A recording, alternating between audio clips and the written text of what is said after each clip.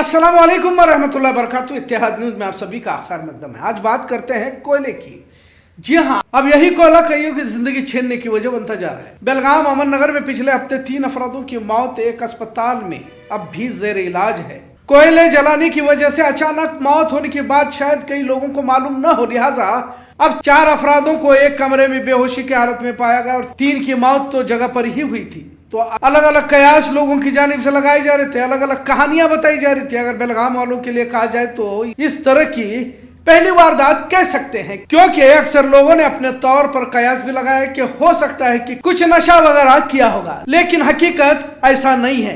और आज का मौजू इसी वजह से बनाना पड़ रहा है, क्योंकि हासिल इत्तला के मुताबिक चारों नौजवान इस तरह की हरकतों से काफी दूर थे। खैर, कल जब कानपुर की एक और वारदात पेश आई जिसमें इसी तरह अगेटी लगाकर कमरे के दरवाजे बंद कर दिए तो चारों लोगों की मौत हो गई थी। मरने वाले कानपुर में भी बेलगाम ही की तरह नौजवान पाए गए, जिसमें अमित वर्मा 22 साल, संजू सिंह 22 साल, राहुल सिंह 23 साल और दाऊद अंसारी उम्र 28, यानी 20 से 30 सालों के दरमियान इनकी उम्र पाई जा चुकी है। आखिर कोयला कितना खतरनाक है इसका इल्म हम लोगों को शायद ना हो, क्योंकि उत्तर भारत में सर्दी की वजह से जो अगेटी लगाई जाती है इससे कईयों की मौत होने की खबरें इससे पहले भी देखी जा चुकी है। आखिर कोयला इस तरह जिंदगियों को क्यों निगल रहा है और क्या इसका इल्म भी है?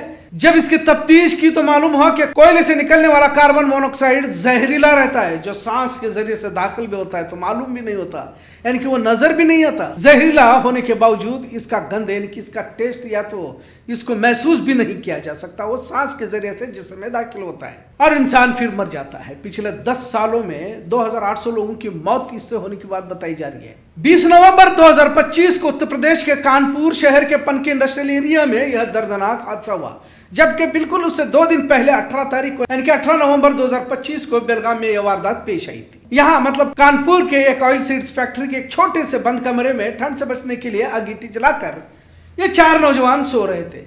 चारों नौजवानों की मौत उसी अगेटी से निकलने वाले कार्बन मोनोऑक्साइड गैस से दम घुटने की वजह से होने की बात पुलिस ने बताई है। सभी नौजवान मजदूर थे और काम के सिलसिले में कानपुर आए थे। चारों देवरिया जिले के थाना तरकुलवा के तौकलपुर गांव के शहरी थे। वे घर से कमाने के लिए कानपुर आए थे और फैक्ट्री में काम करते रहते थे। आप स्क्रीन पर कुछ वीडियोस देख सकते हैं। इस मौजू पर बोलना इसलिए भी जरूरी समझा क्योंकि बेलगाम में हुई मौतों पर अलग अलग तबसरे किए जा रहे थे। कईयों को तो पोस्टमार्टम रिपोर्ट का भी इंतजार था, पर जो अफवाहें फैल रही थी वो कहीं तो गलत थी और इसे ही वाज़ह करना जरूरी समझा था।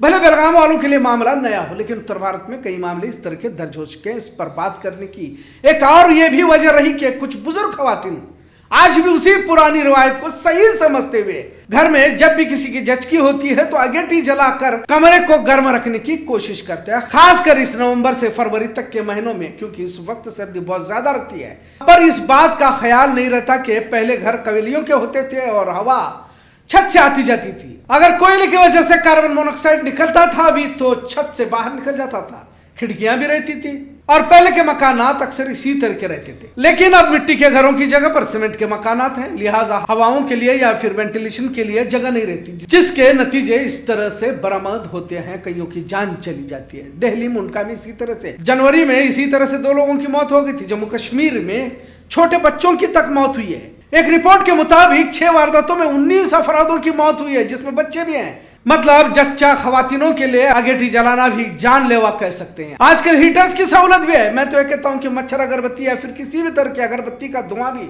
सेहत के लिए ठीक नहीं होता, लेकिन एक पुरानी रिवायत है, आदत के तौर पर अगेटी से लेकर ये अगरबत्ती और फिर मच्छर अगरबत्ती जलाई जाती है, जबकि इससे बाज आना चाहिए क्योंकि धुआं खतरनाक साबित हो रहा है।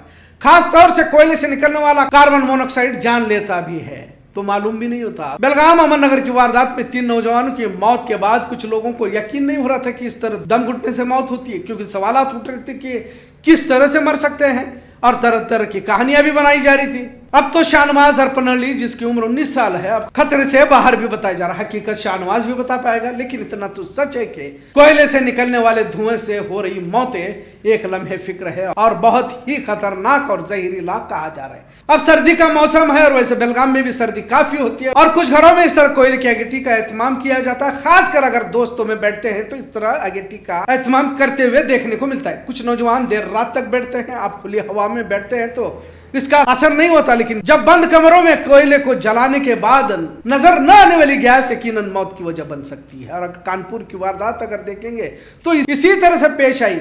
जब वो बाहर बैठे थे और उसी बुझी हुई अगेठी को जब अंदर लेकर आए तो जो जहरीली गैस निकली तो उससे 4 अफरादों की मौत हो गई। अगेठी तो बुझ जाती है पर गैस निकलती रहती है। छोटे बच्चों की मौत भी इसी जहरीले गैस से होने की वारदातों को दर्ज किया गया। मौतों से सबक सीखते हुए कोयले की अगेठी रात में जलाने से और खासकर बंद कमरों में लाकर रखने से एहतियात बरते। जम्मू कश्मीर, दिल्ली, झारखंड, यूपी, बिहार में सर्दी सख्त होती है तो वहां मजदूर पेशा लोग सर्दी से बचने के लिए इस तरह अगेठी का सहारा लेते हैं। और इस तरह सर्दी में अगेठी लगाना जमाने से देखने को भी मिलता है, लेकिन बढ़ते कंक्रीट के मकानात और घनी आबादी की वजह से वेंटिलेशन न होना और इस तरह अगेठी को जलाना मौत का सबब बनता जा रहा है। कानपुर में जब बुझी हुई अगेठी ही अंदर लाई गई यानी कि कमरे में लाई गई तो धुआं नजर भी नहीं आ रहा था, लेकिन कुछ ही देर में ऑक्सीजन की जगह कार्बन मोनोऑक्साइड ने ली और मालूम भी नहीं हुआ कि मौत कैसे हुई। बेलगाम में 18 नवंबर को वाकया पेश आया तो कानपुर का वाकया भी महज 2 दिन बाद यानी कि 20 नवंबर को पेश आया। बेलगाम के हुई उस वारदात का तस्करा आज भी चल रहा है और उस दिन तो शहर में मातम का माहौल रहा, क्योंकि नौजवान महज 19 से 23 साल तक के थे। रेहान मत्ते, मोइन आलबंद, सरफराज हरपनहल्ली तीनों की मौत हुई तो शाहनवाज हरपनहल्ली आज भी अस्पताल में है और जेर इलाज है।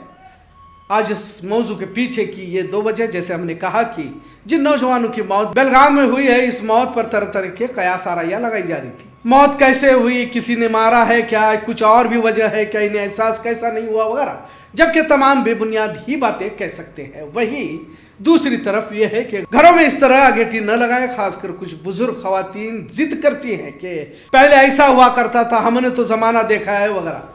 पर एहतियात बरतना जरूरी है क्योंकि कोयला जहर उगल रहा है जिससे कईयों की जान जा चुकी है। बेलगाम में भले वारदात नहीं हुआ, लेकिन कई जगहों पर मौतें वाक़ई हो चुकी है और वो दर्ज भी हुई हैं। लिहाजा एहतियात बरते, यही इस मौजू के पीछे का मकसद। आज का मौजू कैसा लगा इस पर जरूर कमेंट करें। इत्तेहाद न्यूज़ देखने के लिए शुक्रिया। अल्लाह हाफिज।